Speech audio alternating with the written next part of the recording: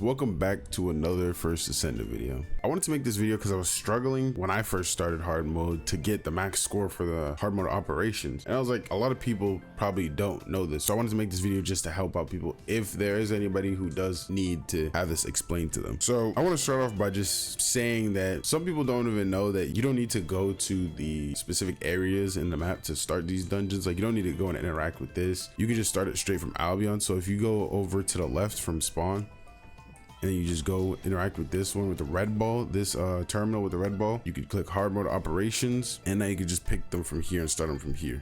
The first thing I want to explain is this system in terms of like the modifiers and stuff. A lot of people just see them and they're like, okay, I just have to pick these, boom, boom, boom, boom, and then I get my full score. That's the max, 150. But the max is actually 250. So you have to re-roll, boom, to actually get higher than 150. So you can get a higher chance at getting these rewards. So you can get closer to 90,000 or whatever the max score is for whatever mission you're trying to do. And then you need that so that you can get the stabilizers too, because you want to get double rewards, and then you want to get the chance at the stabilizers. So you want to just maximize your rewards for your time that you're playing, basically. But the issue with some of these modifiers is some of them are like sprint disabled, like this one, and it's like that's gonna ruin your time when you're playing the game. It's gonna ruin your time when you're clearing the dungeon. So I think it's just, if there was like a big tip I could give to anybody about these modifiers, don't pick anything that's gonna mess up your movement, like grapple hook disabled or jump disabled or sprint disabled, any of that, because it's just gonna kill how fast you can clear some of these dungeons, and it's not worth it. Another thing is, when it comes to the score you want to kind of get, like the bonus you want to get, I think 230 to 250 is like a good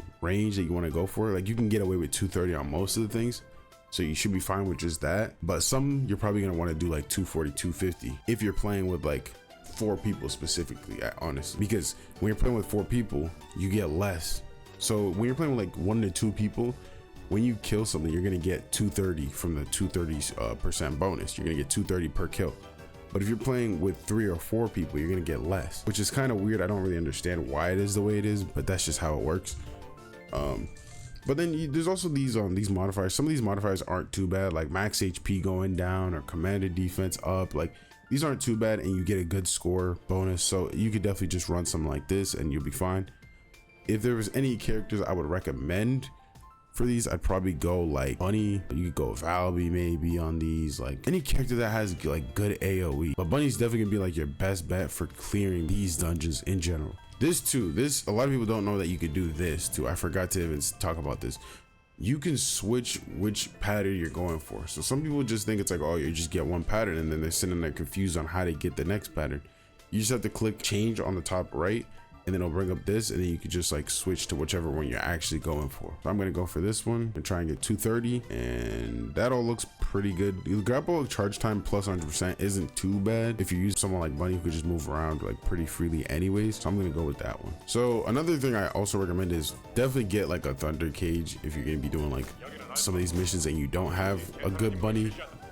Like, if you haven't like maxed out your Bunny, or you haven't like put anything into your Bunny, I recommend just using the thunder cage, because it has this good AoE that you could just use on any character, which is nice. I'm getting stuttering all over the place. But the thing about some of these dungeons, and I think it's specifically if you're playing with like 3 to 4 people, there's gonna be times where you're probably gonna need to, instead of doing the objective, you're gonna need to just try and kill as many enemies as you can before they like stop spawning. So you want to kill them. Once they stop spawning, then you do the mission, or you could just do the mission like I'm doing right now. You could do it while they're spawning in, so that you could have like one left, and then once everything's done spawning in, then you just move on. I don't think it's as bad when you're playing with, let's say, 1 to 2 people, but once you get to 3 or 4, you definitely feel the difference, and you definitely feel the need to kind of stall a bit, or like slow down a bit, and just get these kills done instead of getting the objective done. That's why honestly I would also recommend just playing it with 2 people, because it's just like you don't need to necessarily do this if you're playing with 2 people. There might be some times where you're gonna need to, but most of the time you just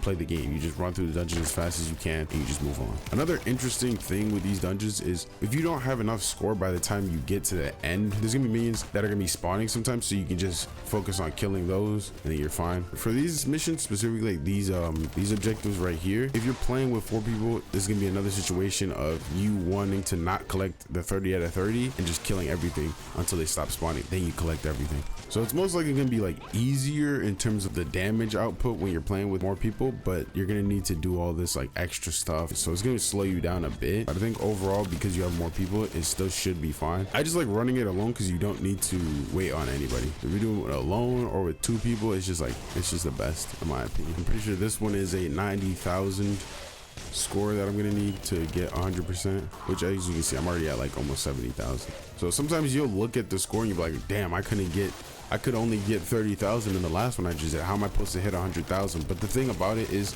the reason why all the scores are different is because the enemy density, the mob density is different in all the dungeons. So sometimes you can have more enemies to fight, you're gonna have less enemies, and then it's just gonna be like they're scaling the score depending on that.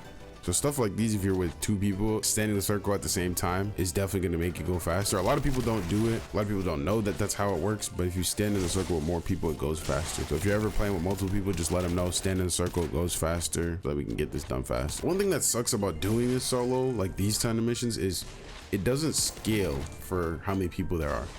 So if you're playing alone, it's just gonna go slower, and there's nothing you can do about it. I hope that they change that eventually, because it's kind of making you not want to play alone, or like forcing you to play with people if you want to get it done like slightly faster. I don't know if it's that significant, but I think it's like a little bit faster, which is always nice. You always want to go faster. As you can see, I'm already at 95,000. It's just like, it's not too difficult to get the max score, but the only time I think I've ever had a struggle with it is if I'm playing with 3 to 4 people. So I think mainly where people are going to be struggling when they're doing this is when they're playing with, like, let's say a full stack. You LFG, you found 3 other people who want to do the same dungeon as you, and now you need to figure out how you're going to get this high score, because they kind of scale it down when you have more people. And I think the other group of people that are going to struggle with it are going to be the people who didn't even know that you could go higher than 150 on the modifiers. Also, if you didn't know, if you die when you're fighting the boss, it restarts the whole boss fight. So you're gonna need to do this again, and then you're gonna need to fight the boss. So you don't want to die, because it's gonna just make it take way longer than it's supposed to.